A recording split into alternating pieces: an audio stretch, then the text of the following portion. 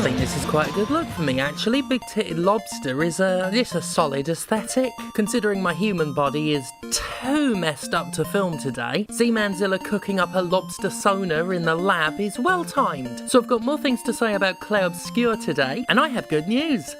I got good at it. Yeah, that's right. Gud. Oh wait, no, claw sauna is much better. Good. Good. Good. Good. Yes, good. Clair Obscur. Clair Obscur. I swear that's what I've been saying. What are they on about pronouncing it wrong? Clair Obscur. Yes, that's what I said. Remember when I couldn't play Clair Obscur?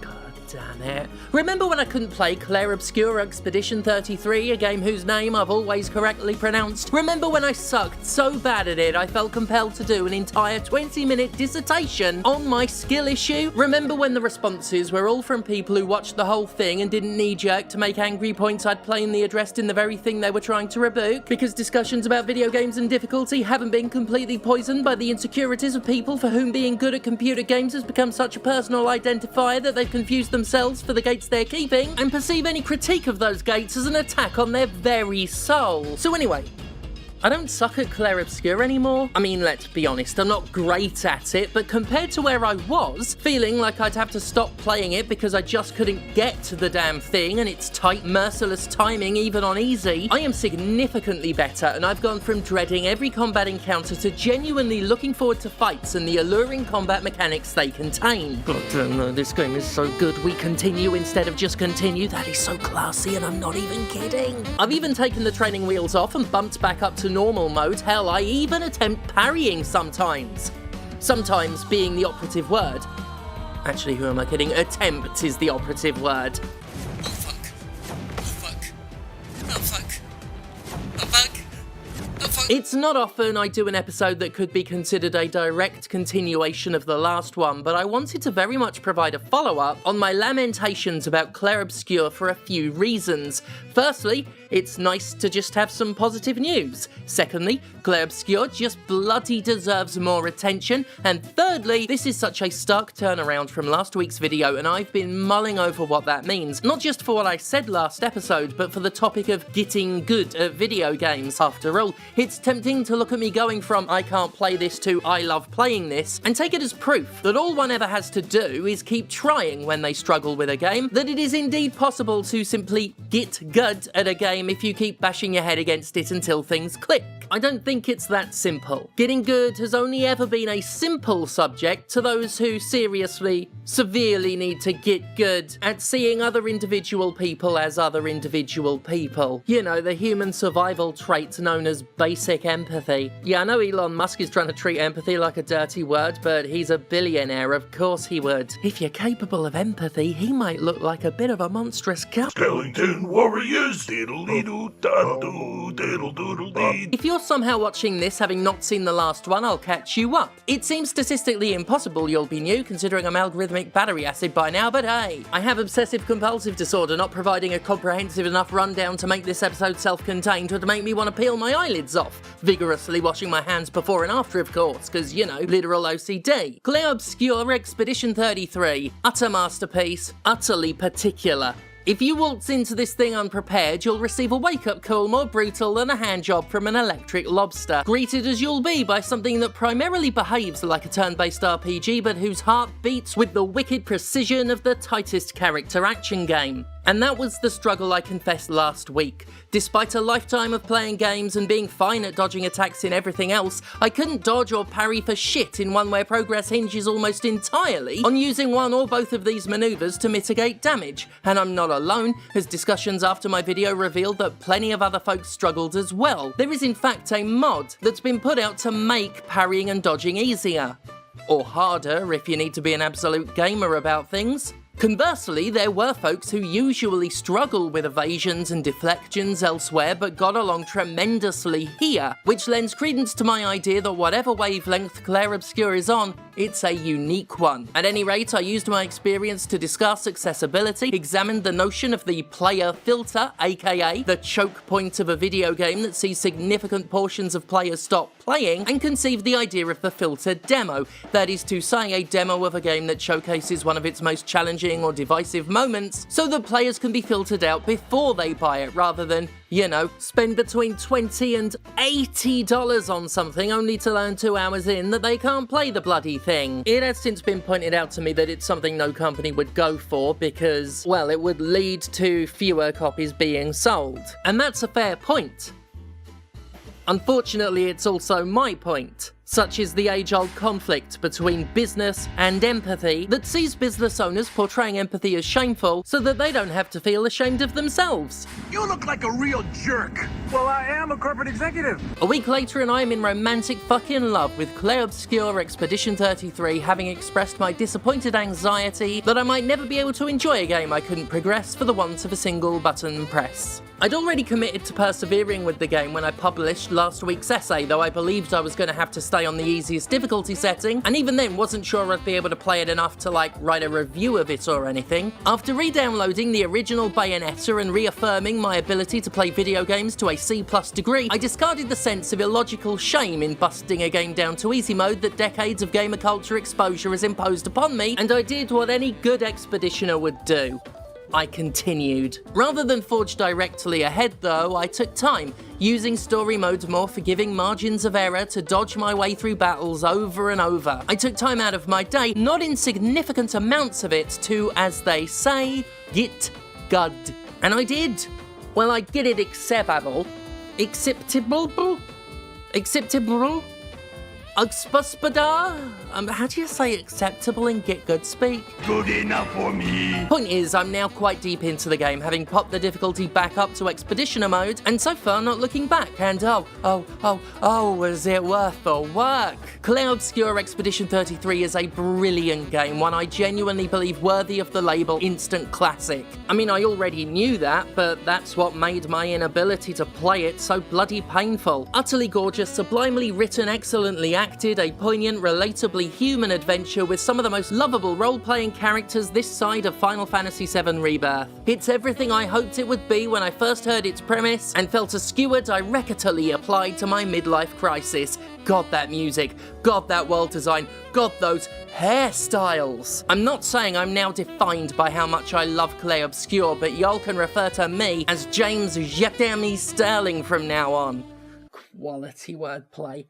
Quality. So where does that leave the topic at hand? Did I just demonstrate that the Git Gooders are right? That if you just stop complaining and keep at it, you'll suddenly stop struggling? Have I, through dint of my adaptability and, let's face it, sheer natural talent, single-handedly laid to rest the Dark Souls needs an easy mode debate? If I can do it, anyone can, right? Hell, is my argument for a filter demo invalid after having broken through? Is accessibility itself a lie? Are disabled people really faking it for the lucrative benefit payouts like the Daily Mail warned us? God, maybe I need to rethink my whole outlook on life. Maybe disadvantaged people don't need help. Maybe Keir Starmer doesn't vote Tory. Maybe Alien Ant Farm didn't produce the superior version of Billie Jean. Wait, what am I saying? The lyrical delivery of Dryden Vera Mitchell is beyond compare.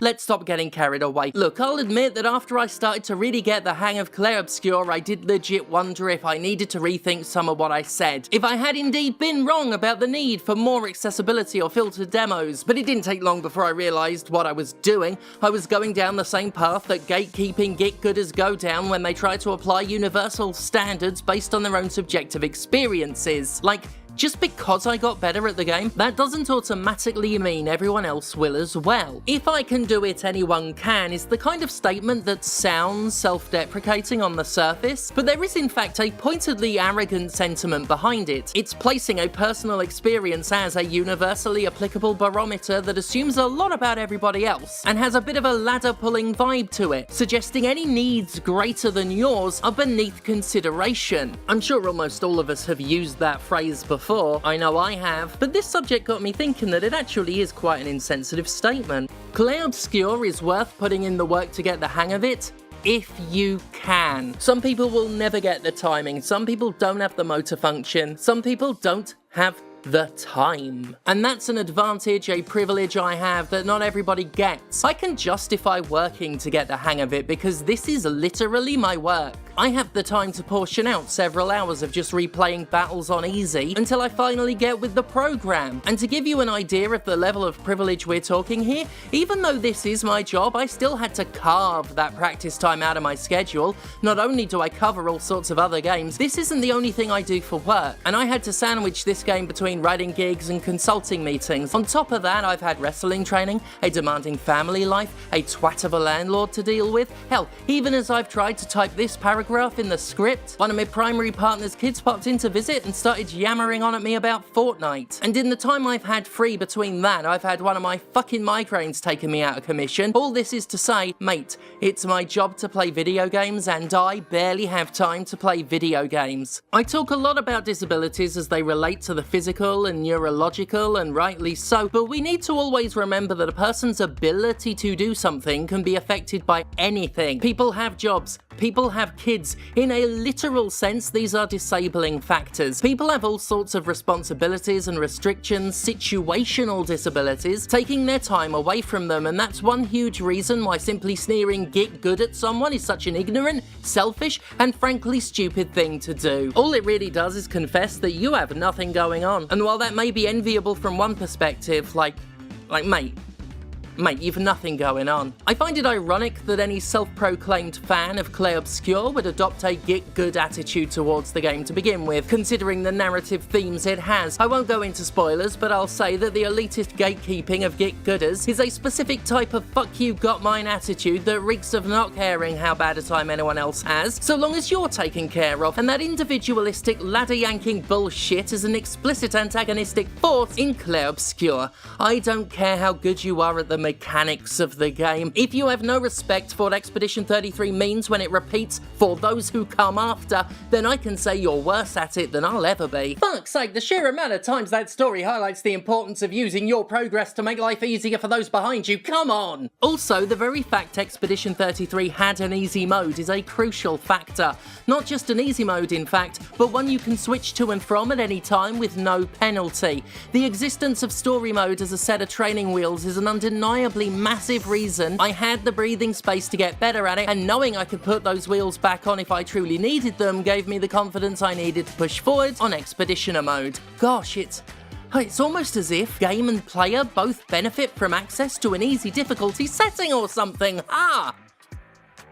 A lot of talk is had about we, the players, getting good at games, but games themselves should be good at letting their players learn. Lies of P is a cleverly designed game that I had a lot of fun playing despite how combat emphasises parry mechanics. I've said in the past I can't parry in games. It's something I've always struggled with, especially because parries are treated by almost every game as one of the hardest things to do, the riskiest thing in exchange for the biggest reward. Therefore, in most games, parrying is prohibitive by design. But Lies of P is so good at communicating the right timings for counterattacks, and so steady in the way it raises the difficulty of them, that it got me comfortable with them in a way no other game ever has. They knew if they wanted parrying to be more integral to the game, they had to make it more accessible. I'm still not good at parrying. If a game wants to exclude me via a strict and punishing parry system, it'll do so with ease. But a game like Lies of P goes a long way toward demystifying the mechanic. Accessibility isn't just about making tweaks in an option menu. Sometimes all it takes to make a mechanic accessible is to communicate it in a way more people can pass. My favourite ever game next to Silent Hill 2 is Bloodborne, which places a lot of importance on parrying as well, but ties the mechanic to a ranged weapon, which makes it feel safer even if it's still risky. This little alteration goes a long way in making a player like me step out of their comfort zone. It's not what we traditionally think of when we talk about accessibility, but yeah, I'd say that Bloodborne's guns, in a pure sense of the word, make parrying more accessible by nudging the player's perspective. Oh, and by making them so goddamn satisfying to pull off, emphasising the reward element to such a degree that you risk parrying not because you need to, but because you want to feel every bit the classy ass-kicking class ass you are. That said, Bloodborne has alternative options, with a perfectly effective dodge, and I still relied more on evasion than gunfire whenever I've played it, until Lies of P, and the way it acclimated me to parrying in a way not even Bloodborne had. Lies of P is far from perfect, but for all its flaws, there is a lot to be said for a game that's so good at communicating a mechanic. It arms you with a level of skill and confidence you can take into every other game in its genre. It's all very well getting good, but show me a game that knows how to get its players good, and I'll show you a game truly worth getting good at. On that note, it also needs to be said that yes, Clair Obscur is worth the work I put in, and some games, you know, aren't. And those games can get in the bin. That's subjective, hell that's the point, all of this is subjective, but basically it's a good idea for some games to have difficulty and accessibility settings simply because they might just not be good enough for someone to justify getting good at it. A huge reason I invested so much time into Clair Obscur was specifically that it was amazing in every way I wanted it to be, save for the fact I couldn't play it. One reason I think a filter demo is a good idea for players, if not businesses, is not just to find out if they can play the game, but if learning to play it would even be a fun idea. If Clair Obscur were any less brilliant, I don't know if I'd have ever gotten back to it. It seems like a redundant thing to say. Of course a game being good to begin with is important to one's desire to learn it, but in an era where difficulty is often heralded as an inherently positive trait, where games sell themselves on how hard they are as opposed to how good they are, I want to make it very clear that with the limited time we all have, games should be earning our willingness to get good at them in the first place. And Expedition 33 made me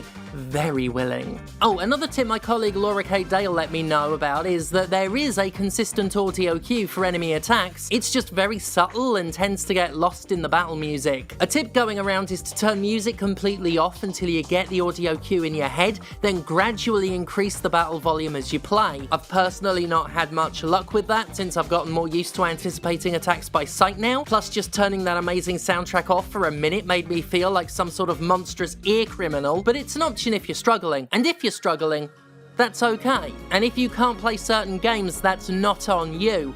The notion of empathy is under assault lately, propagandized by the usual fashy wingnuts who stand to gain something from a culture that emphasizes selfishness and demonizes understanding the needs of others. But fuck that. People struggle, people have needs, and it is not a bad thing when video games account for those unique needs, no matter how many ladder-pulling creeps try to claim otherwise. It would be easy to just say, fuck you, got mine. I got better at Clair Obscur, I am playing it and loving it, and I'm abso-bloody-lutely delighted, but that's not good enough for me, because this brilliant, wonderful game deserves to be played by anyone who wants to, and anyone who wants to deserves to play it as well. And there are people who are still struggling with it, for any number of situations that don't mirror mine and can't simply be equated to mine. So I still hope Expedition 33 gets more accessibility options, more tweaks, more of whatever it takes to make its combat more approachable. Not for me, for those who come after.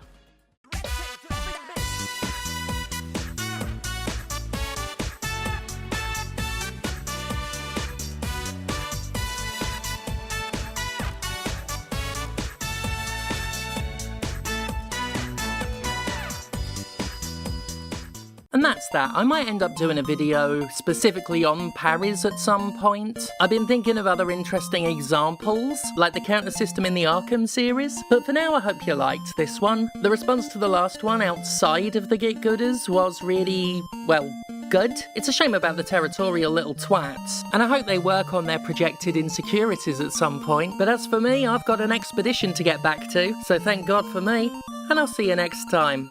We continue. So classy.